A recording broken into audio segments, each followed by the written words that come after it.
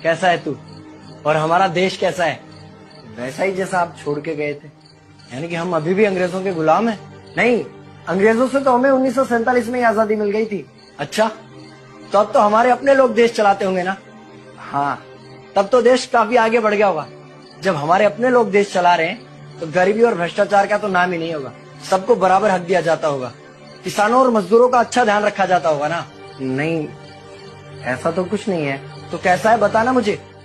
कैसे हमारे अपने नेता, हमारे आजाद भारत के नेता, 100 साल हो गए मुझे गए हुए, बताना। हमारे अपने नेता वो तो अपनी जेबें भरने में लगे हुए हैं। आने वाली 7 पीढ़ियों को नहीं बल्कि 700 पीढ़ियों को ना कमा कर खाना पड़े उस चीज के इंतजाम में लगे हुए हैं। तो तुम लोग क्या कर रहे हो और हमारे देश का युवा क्या कर रहा है?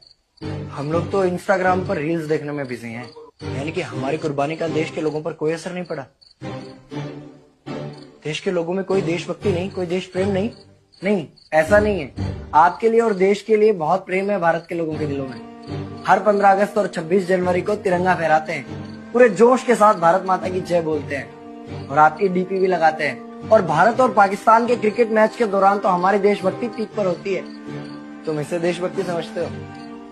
तो फिर क्या है देशभक्ति? अगर तुम्हारी देशभक्ति समाज को सुधारने में, गरीबों को अच्छी शिक्षा या बराबर का हक नहीं दिलाती तो कोई काम की नहीं है तुम्हारी देशभक्ति। भ्रष्ट नेताओं और सरकार के खिलाफ आवाज उठाओ, लोगों को एकजुट करो। लेकिन अगर हमने सरकार के खिलाफ आवाज उठाई या नेताओं से सवाल पूछे तो हमें एंटी नेशनलिस्ट कहा जाएगा या हमें गद्दार करार दे दिया जाएगा। तो डरता है। 23 साल का था मैं जब अंग्रेजों ने मुझे फांसी पर चढ़ा दिया।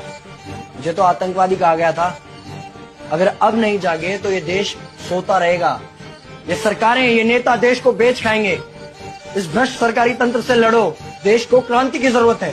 क्रांति यानी कि हमें हथियार उठाने होंगे, बंदूकें उठानी होंगी जैसे आपने उठाई थी। नहीं, हमारी क्रांति विचारों की थी। जब अंग्रेजी हुकूमत ने हमारी आवाज नहीं सुनी तो हमने और जोर से आवाज लगाई और अपने विचार रखे।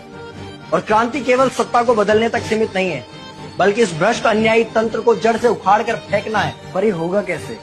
अपने आसपास से शुरुआत करो। जो भी तुम्हें भ्रष्ट नजर आए उसके खिलाफ आवाज उठाओ, एक्शन लो। तुम्हारे टैक्स का पैसा नेताओं की जेब में जा रहा है, हिसाब मांगो।